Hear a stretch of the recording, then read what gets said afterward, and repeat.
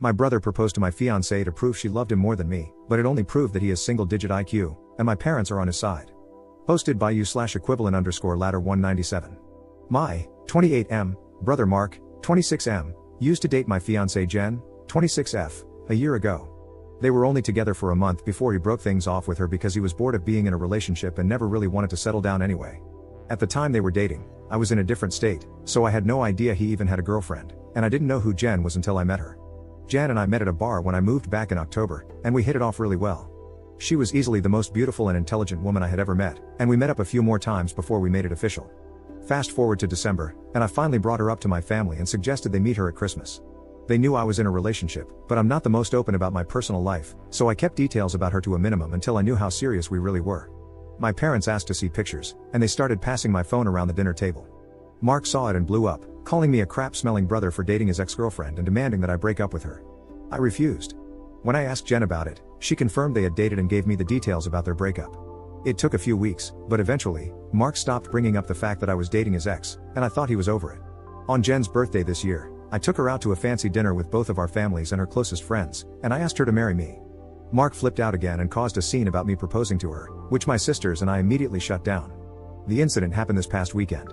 Mark had been pretty quiet about the whole situation for the last 2 months. I didn't see him much and figured he had gone low contact with me, which I had no problem with. Then, he invited Jen and me to a family dinner at his apartment with our parents and sisters. I thought it was weird, but since our parents and sisters were also going, we agreed to attend. The dinner was nice, nothing too fancy, and we moved to the living room to talk. About 30 minutes into the conversation, Mark stood up and said he had an announcement. He gave a long speech about being happy to have his family around for his big moment, then got on one knee and pulled out a cheap ring while asking Jen to marry him. Jen was confused and obviously uncomfortable, demanding that he put the ring away and stand up. My dad tried to grab Mark, but I got to him first and punched him. I won't repeat most of what was said, mostly because I was too angry to listen, but he said something along the lines of wanting to show me that Jen wasn't really into me and just wanted to get back at him. Before things could get worse, my parents rushed me out and promised to talk to him. It's been a few days since it happened, and I'm still pissed off. I don't know what to do at this point. I'm scared Jen might have second thoughts about marrying me because of this. Any advice?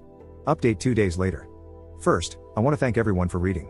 It's been a busy weekend, so I haven't had the chance to reply to many people, but I appreciate all the feedback, even the criticisms. Now for the update, I called Mark and asked him to meet up with me at my place to talk. I told him I would prefer Jen to be there as well, but I was fine with it if he didn't want her around. He agreed to talk to both of us and showed up at my place around noon today. It was pretty quiet for a few minutes before I started the conversation. I apologized for not warning him that I would be proposing to Jen, and I also apologized for hitting him. He said it was whatever, but he appreciated the apology. I told him what Jen had said about their relationship and breakup when I asked her about it, and I asked him to confirm if it was true. I explained that his reactions throughout this whole situation have been extreme, and I wanted to make sure I wasn't misunderstanding their relationship or downplaying how serious they were. He confirmed that they only dated for a few weeks and that he broke up with her because he lost interest. Jen asked if he was acting like this because he still had feelings for her or regretted ending things. He said he could admit that he found her more attractive than when he last saw her, but there weren't any feelings or regrets. He said he just didn't like seeing a girl he dated, even if it was short term, with his older brother, and as a man, I shouldn't have violated him by pursuing things with his ex. I reminded him that I had no idea they had dated, so it wasn't like I consciously did this knowing their history. He shrugged it off and said it didn't matter, I still should have broken it off. He was adamant that if the roles were reversed, he would have done the same thing, which I doubt. I asked him why he proposed to her if he didn't have any lingering feelings. To sum it up, he said he had been talking to one of his buddies who was around when Mark and Jen dated. The guy put the idea in his head that maybe Jen knew from the start that we were related and was doing this to get back at him, considering she had been hung up on him after they broke up. He and his friend thought it would be a good idea to test this theory, so Mark came up with the idea to propose and see if she would dump me for him. Jen asked him to elaborate on why he thought she was hung up on him, and he told her that he'd heard she was asking about him after the breakup and still hanging out at the places they used to go, so he thought it was a valid assumption. Then, when she randomly showed up with his brother, it affirmed his suspicions. Jen told him she had only asked about him once after the breakup and that she'd been hanging out at those places with friends even before they started dating, so she wasn't going to avoid them because of a breakup. She also said she was offended by the idea that she would stoop so low as to pursue me just to get back at him. He shrugged, gave her a half-hearted apology, but said she had to see it from his point of view. He asked her if she really didn't know, and she told him that she hadn't noticed the resemblance between us until we were in the same room, and since we act nothing alike, it never crossed her mind. He accepted that and said, "Okay." That pretty much wrapped up the conversation. Before he left, he told me I could take back his invite to the wedding because he couldn't bring himself to support our relationship, knowing he used to date her. I told him not to worry about it, as he was most likely going to be uninvited anyway. It's been a few hours since our talk, and I do feel better. My parents aren't too happy about him being uninvited, but they understood that it was a mutual decision and probably for the best. My sisters told me they knew he didn't have a good reason for being a jerk, and they don't blame me for not wanting him at the wedding. As of now, I'm going to limit contact with Mark, and I doubt he'll reach out to me anytime soon either. Second update 2 months later. It's been a while since I last posted, but a few things have happened since my last conversation with Mark. I've been low contact with Mark since then. I haven't called him, and he hasn't called me, and our only interactions have been in family settings. As it stands, my mom is now upset that Mark is still uninvited for my wedding. It started with a comment made during my younger sister Sophie's 22th birthday. Her boyfriend of about 4 years proposed to her at the end of the night, and we sat around talking about what she envisioned for her dream wedding. She talked a bit about wanting a destination wedding, her ideas for the cake and dress, and then said something like, "Teddy, I know Mark's banned from your wedding, but you won't care if he comes to mine, right?" I laughed it off and told her I couldn't get mad about her guest list even if I wanted to. My mom gave me this weird look and asked if Mark was still not invited to my wedding. I told her yes, and she got irritated. She said she thought I was joking and accused me of being unreasonable for going through with banning him since he's family. She accused me of holding a grudge just to be petty. I reminded her that Mark and I had agreed he wouldn't come, and I told her this wasn't the time to talk about my wedding since the day was about Sophie. I added that if she or Mark wanted to discuss my wedding, they could call me another time. Sophie also laid into my mom a bit for trying to make her special day about Mark, and my mom dropped the issue. For those of you wondering, Mark wasn't at Sophie's party because he apparently had to work and couldn't make it. A few days later, my mom stopped by my house and said she wanted to discuss my wedding. She asked me why I was so adamant about Mark not coming. She said I shouldn't be so insecure about Mark and Jen's previous relationship and that uninviting him was a step too far. I told her that Mark and I had mutually agreed he wouldn't come, and if he had a problem with it, he could talk to me himself. We got into an argument, and she said that if I wasn't going to re-invite Mark, she wouldn't be coming either because I was ostracizing her son. I shrugged and told her if that's what she wanted, she could toss her invite in the trash because I wouldn't beg her to be there. She asked if I would really be okay with her not attending, and I told her it wouldn't be the first time she missed one of my events because of Mark. She said I was being a prick for throwing her past mistakes in her face, and she stormed out. After that, I started getting messages and phone calls from her and a few family members, saying I was in the wrong and urging me to invite Mark just to keep the peace. Jen has also been getting messages from my mom, asking her to talk to me and get me to change my mind, but as far as I know, Jen hasn't been responding. So far, most of my mom's side of the family is standing in solidarity with her and not attending, while my dad and his side of the family, which is just my aunt, uncle, and their 2 kids, agree with me and are still coming. My sisters are also still coming to the wedding, and of course, Jen's family will be there too. I also talked to Mark about it and asked if he had a problem with not being invited.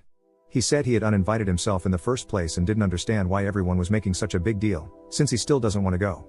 He told me to leave him out of the fighting because he's not involved, and he said he'd tell my mom the same. As of now, I'm back to being low contact with my mom, but my dad and I are still on decent terms. I'm still deciding whether to re-invite my mom and her side of the family, if they change their minds about the boycott, but the chances are low, and I've told my dad this, which he understands. For now, Jan and I have started looking into downsizing the venue since the guest list is significantly smaller. Third update 3 weeks later. My mom is now uninvited from the wedding indefinitely. About 2 weeks after she decided not to come, she stopped by and said she wanted to clear the air and talk about everything. We agreed and invited her in to join us for dinner. Jen made her a plate of food, and I asked if she was still planning on not coming to the wedding. She said that while she wanted to attend, she couldn't get over me not inviting Mark because of a simple mistake. I reminded her that his simple mistake was proposing to my fiance while I was sitting less than 3 feet away from him, and she said it was just a joke. Jen then asked why she wanted to talk if she was still maintaining the same stance on Mark coming to the wedding. My mom said she wanted to talk to Jen and was hoping Jen would hear her out and convince me to invite Mark again. Apparently, she assumed I was at work and that she could catch Jen alone. Jen politely told her that while she understood her thought process, she wouldn't have had that conversation without me present since this involves my brother. My mom made a comment along the lines of Jen being spineless and unable to have a conversation without me thinking for her, which started a heated back and forth between the 3 of us. Eventually, Jen told her to leave. As Jen got up and walked towards the door, my mom followed, still screaming at her. By this point, she was yelling about Jen tearing our family apart. While Jen was unlocking the front door, my mom grabbed her by the hair and pulled her to the ground, still screaming. She hit Jen and tried to claw at her face, so I dragged my mom off of her and threw her outside. She banged on the door for a few minutes while I made sure Jen was okay, then she left and called both of us repeatedly. When I was sure Jen was alright, I texted my mom and told her not to bother reaching out again because we would never speak to her again. I called my dad and sisters to tell them what happened. My dad was surprised and tried to make excuses, saying she'd been stressed about the whole situation for a while. My sisters said they knew she'd snap eventually since she's always been a crazy B-word, and they offered to come over to make sure Jen was okay. I asked Jen if she wanted to press charges, but she declined, saying she just wanted to cut contact with my mom for good. I told her that part was obvious, but she should still talk to the police since she was physically assaulted. However, Jen doesn't want my mom to get arrested. Thankfully, my sisters and Jen's mom came by to comfort her, so she's doing okay. My mom is blocked on everything until Jen says otherwise. I genuinely don't know what to do now. Jen doesn't want to go to the police because she feels guilty about having my mom arrested over this, but my sisters and I want to convince her to file a report. At the very least, I'd want documentation in case something happens in the future. Profile post 2 days later. Some people have been asking questions about my mom and my decision not to be open with Jen about my relationship with my parents, so I figured I'd give some background on why things are so strained. Like some of you mentioned, Mark was the golden child. He was my mom's baby boy, and she didn't do much to hide it. My parents didn't spend much time with my sisters and me like normal parents do unless they had to, but they spent as much time with Mark as possible. They would take him shopping while we stayed with a sitter, or bring him home his favorite food and toys when they shopped alone. He usually got better things compared to the rest of us, like new, expensive clothes while ours were thrifted, or new toys just for him, whereas we had to share older toys with each other. If my sisters and I got gifts, they were for us to share, but my mom made it clear that Mark's things were only for him, and we weren't allowed to touch them. When Mark would screw up, I'd get punished for not being a good role model and for not showing him the proper way to behave. For example, when Mark went through a phase of breaking his toys, I got the beating because, according to my mom, he obviously learned the behavior from me. When he was 8, Mark got in trouble at school for trying to push a kid down the stairs. I was grounded for 2 weeks and told to apologize to the kid for not teaching my brother better. When I turned 13, I pushed my parents to start giving me an allowance. They agreed, as long as I did household chores like mowing the lawn, taking out the trash, raking leaves, etc. It was usually around $25 a week to help me start saving. Mark saw that I was getting money and begged my parents for an allowance too. Instead of making him work, $10 of my allowance was given to him each week because we were doing such a good job with our chores, which he never helped with. Whenever I asked him to pitch in, he'd tell me it wasn't his job to do chores, so why should he bother? It was around this time that I started really distancing myself from my brother. By the time I entered high school, we only talked to each other when we needed small favors or when we absolutely had to. I got my first job when I turned 17 because I wanted to finally get my own car and earn money that my parents couldn't force me to give to Mark. My oldest sister, Maggie, helped me open my own bank account and taught me how to properly budget and save my money. After all my hard work, I bought my first car at 18. When Mark got his license, my parents asked me to let him use my car to get around and for extra practice behind the wheel. Reluctantly, I agreed, and for a while, the arrangement worked fine. Mark used my car when I didn't need it and helped maintain it. However, when he expressed wanting my parents to buy him his own car, my mom came to me and told me I should give him my car because he needed it more. When I refused, she threatened to kick me out. We had a big fight that night, which ended with her giving Mark my car and taking me to transfer ownership to him within the next few days. Since I didn't have anywhere else to go at the time, I just sucked it up and signed it over. When I graduated high school, both of my parents skipped the ceremony because Mark didn't want to sit through a long event just to see me get a piece of paper, and my mom didn't want to leave him alone for the night. So, I only had the support of my sisters, along with my aunt and uncle, who wanted to take me out to celebrate. However, they ended up having to bring me home at my parents' request because they had made me dinner to make it up to me. The dinner, unfortunately, was something I couldn't eat because my mom had put shrimp and chicken on the same serving dish, and I'm allergic to shellfish. In my first year out of high school, I worked 2 jobs to buy myself another car, and at the start of the new school year, I moved away for college and cut contact with my parents.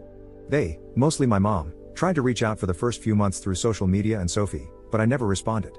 I also told Sophie she'd be cut off too if she kept trying to connect us.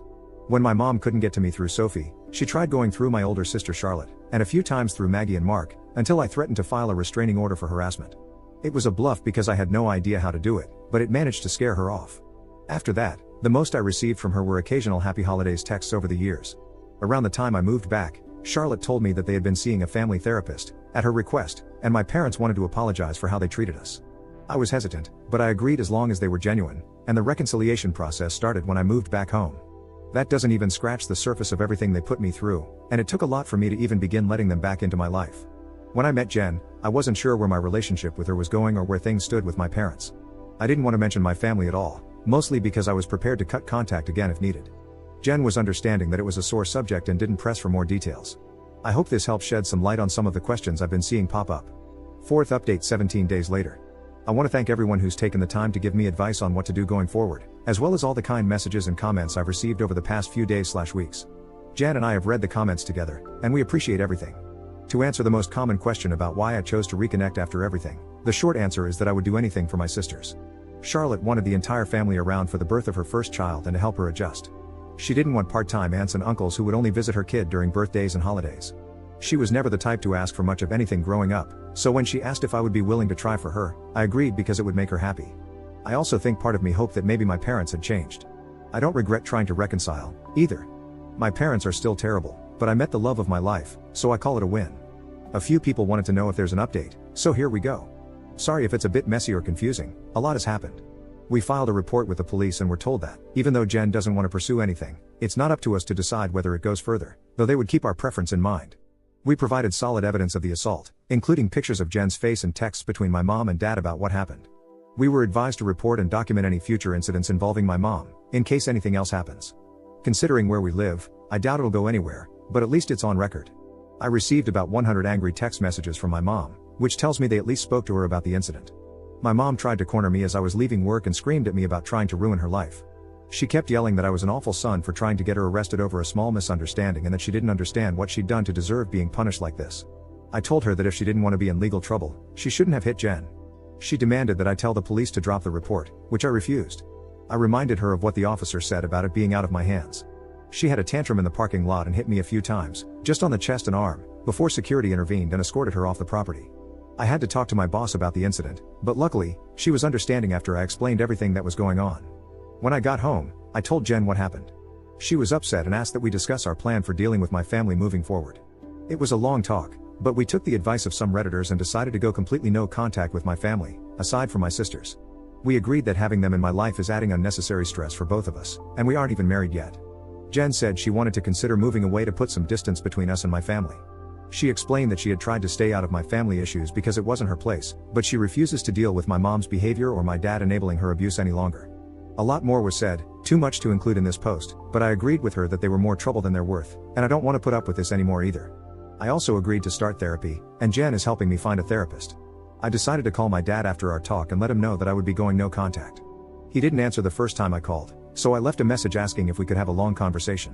When he called back, he asked if it was okay for my mom to be part of the conversation. I told him it was fine, since she needed to hear what I had to say too. The conversation went about as well as you'd expect. I told them both that Jen and I are cutting them out of our lives. My dad demanded to know why I would do something like that after going through all the trouble of repairing our relationship. I explained that this whole situation with Mark has shown me that nothing is truly repaired between us, and as far as they're concerned, the world revolves solely around my mom and my little brother. I told them that their continued favoritism toward Mark has brought our relationship to a point of no return, and I wasn't interested in holding on to a failing relationship anymore. I explained that I agreed to reconcile for Charlotte's sake, but I don't appreciate all the disrespect toward Jen and me, and I won't put up with it anymore for both our sakes.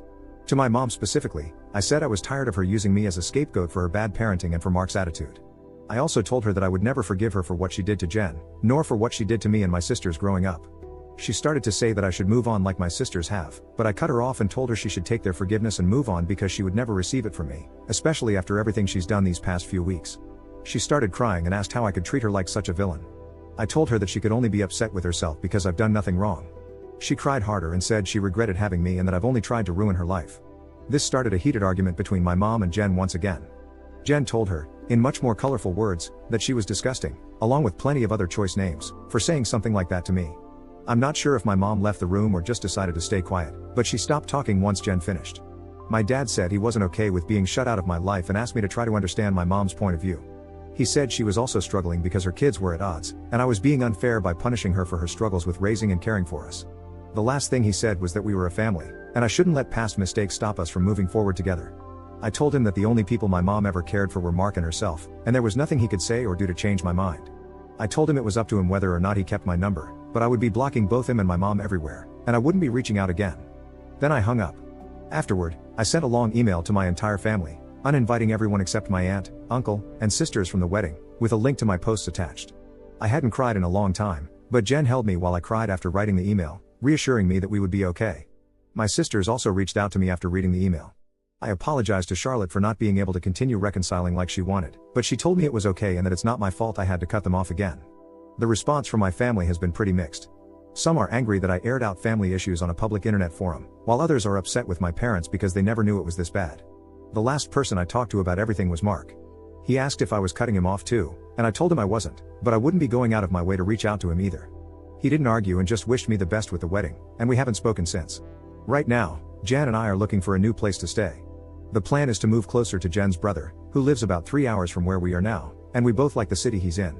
I spoke to my boss about transferring, and Jan is looking into working 100% remotely or possibly finding a new job. Once again, our venue has changed.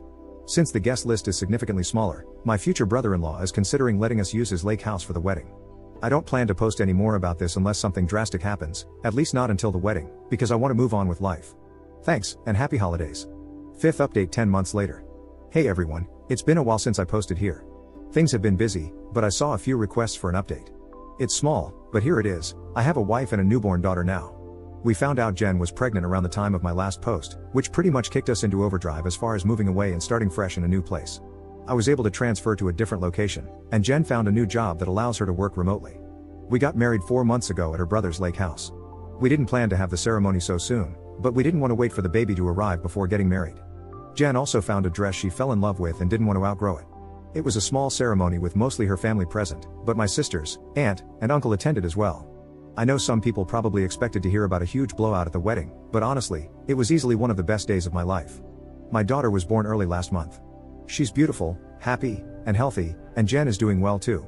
The last stretch of the pregnancy was hard on her, both emotionally and physically, but she's been doing much better since giving birth.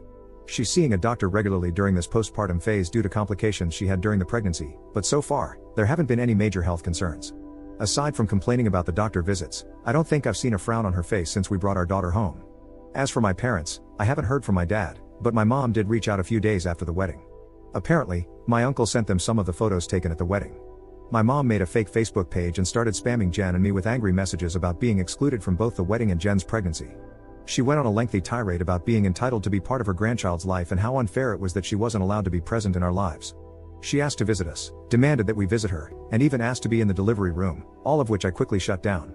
I screenshot everything and emailed it to myself in case I need it for a restraining order in the future, then I blocked her.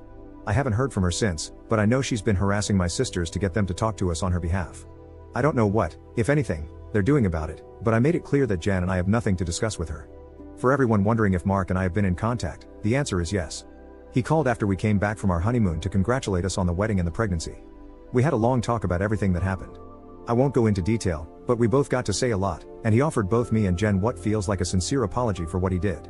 We've been texting a bit here and there since, mostly just small talk and life updates. He did invite me to have a drink with him the next time I'm in town. I don't know if I'll accept, but I told him I'd think about it. Thanks to everyone for the support and well wishes you've given us.